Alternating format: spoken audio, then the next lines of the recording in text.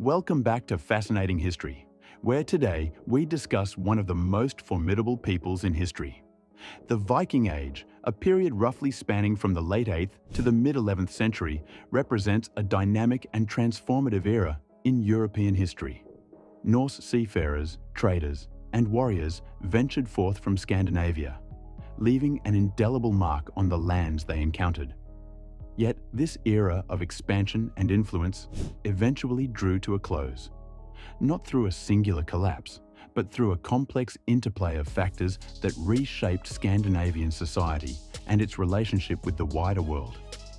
It's crucial to understand that the term Viking describes a cultural group, a people who shared a common language, religion, initially, and seafaring tradition. They operated through various political structures, including independent chieftains, local kings, and occasionally larger, loosely connected realms. It wasn't a centralized empire like the Romans or the later Mongols. Therefore, the downfall refers less to the collapse of a specific political entity and more to the multifaceted transformation of Scandinavian society that led to the end of the distinct period of raiding, trading, and expansion that we identify as the Viking Age. Several key factors contributed to this transformation. The rise of stronger European kingdoms. One of the most significant reasons for the decline of Viking raiding and the transformation of Viking society was the increasing strength and organization of the European kingdoms they targeted. In the early Viking Age, many European kingdoms were relatively fragmented and vulnerable, making them easy prey for Viking raiders. However, over time, these kingdoms consolidated their power, built stronger defenses, and developed more effective strategies to counter Viking attacks. For example, in England, Alfred the Great's resolute resistance against the Viking Great Heathen Army in the late 9th century and his subsequent establishment of fortified burhs, fortified towns, and the creation of a more effective military force proved highly effective in limiting Viking successes. The Anglo-Saxon kingdoms became more adept at defending themselves and even retaking territory from the Vikings. Later, Anglo-Saxon kings, like Aethelstan, further strengthened the English kingdom. Similarly, the Frankish kingdom, under leaders like Charles Martel and later the Carolingian emperors, developed more effective strategies and fortifications to resist Viking incursions. The construction of strongholds, the deployment of cavalry, and naval defenses all played a role. Over time, European rulers learned to adapt to Viking tactics, offering tribute and land in some instances to secure peace, and resisting with force in others. As European kingdoms grew stronger, Viking raids became less consistently profitable and more dangerous. The Vikings increasingly encountered well-defended targets, organized armies, and more sophisticated naval defenses, reducing their ability to plunder and return home safely with their spoils. This made raiding a less attractive and viable way of life. The integration of Vikings into European society. Paradoxically, the Vikings' success in raiding, trading, and sometimes conquering led to their gradual integration into European society, which ultimately played a significant role in the end of the Viking Age, as it was known. In many areas, Vikings transitioned from raiders and traders to settlers, establishing permanent communities, intermarrying with the local population, and adopting local customs. In England, for instance, the establishment of the Danelaw, a region under Viking control and administration, resulted in significant cultural exchange and assimilation. Viking settlers gradually adopted Christianity and integrated into English society, contributing to its economic, social, and eventually political development. Place names and linguistic influences in England still reflect this period. Similarly, in Normandy, France, the Viking leader Rollo and his followers settled and established the Duchy of Normandy.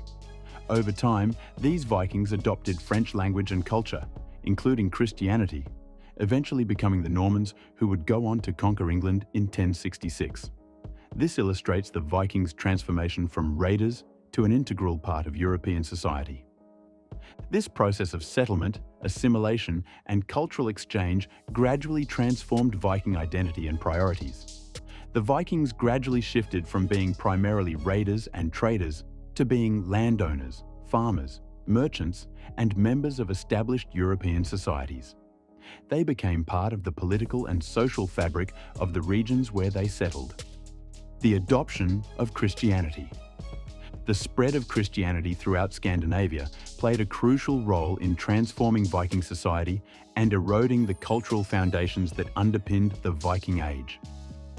While early Vikings often raided Christian monasteries, churches, and holy sites, and viewed Christianity with hostility as a threat to their traditional Norse paganism, over time, they began to convert to the new religion. The conversion of Scandinavian rulers, such as Harald Bluetooth of Denmark and Olaf Tryggvason and Olaf Haraldsson, Saint Olaf of Norway, was particularly significant in this process.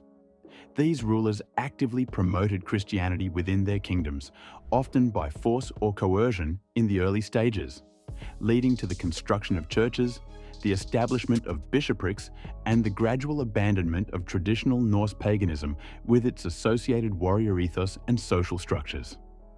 Christianity brought about profound changes in Viking values and social structures.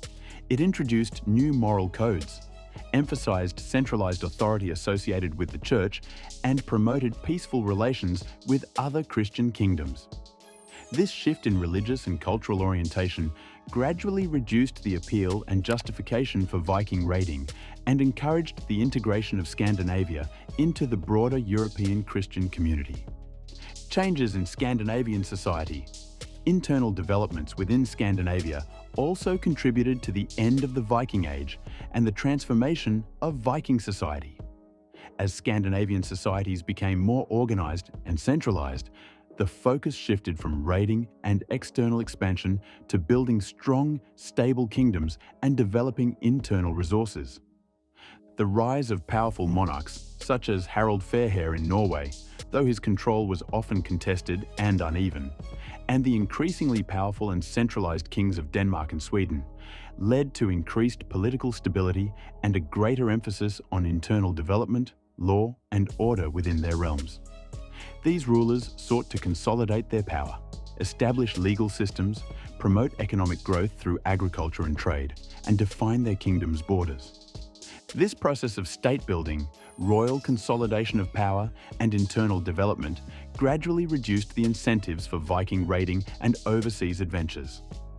With stronger central authority and growing opportunities for trade, agriculture, and other economic activities at home, many Scandinavian men were less likely to embark on risky and violent expeditions abroad. The emerging Scandinavian kingdoms became more involved in regional European politics and trade, often engaging in diplomacy and warfare with their neighbors in ways that differed from the Viking raids of previous centuries. Climate change.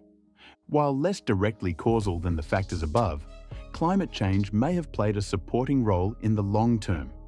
Some research suggests that changes in North Atlantic weather patterns, such as periods of colder temperatures or shifts in prevailing winds, may have affected Scandinavian agriculture, trade routes, and seafaring capabilities over longer periods. The legacy of the Viking Age and its end. The end of the Viking Age did not signify the disappearance of the Scandinavian people or the demise of Scandinavian culture. Instead, it marked a transition into a new phase of their history, one characterized by greater political stability, integration into the wider European community, and a shift towards more conventional forms of statehood and economic activity. The descendants of the Vikings continued to play a significant role in European affairs as traders, warriors, settlers, and eventually as rulers and members of the European political and cultural landscape. The kingdoms of Denmark, Norway, and Sweden emerged as important players in the European political landscape, each with its own complex history and development. The Viking legacy is complex and enduring. They left behind a rich cultural heritage, including Norse mythology, literature, such as the sagas and Eddas, art, and craftsmanship.